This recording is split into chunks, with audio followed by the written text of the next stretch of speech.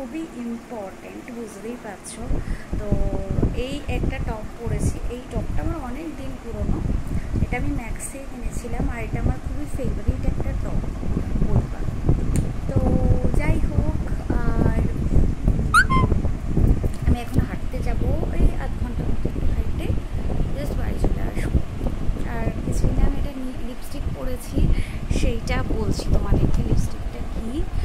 লিপস্টিকটা হলো মেবলিনের nude nuance পরেছি, আর তার সাথে আমি এই লিপ লাইনারটা ইউজ করেছি। এটা মার্সের একটা লিপ লাইনার, আর ভীষণ ভালো, ডিপ ডন 02 মনে হয়, হ্যাঁ 02 ডিপ ডন, দেখো মার্স লেখা, কালারটা চকলেটের মতো, বেশ ভালো।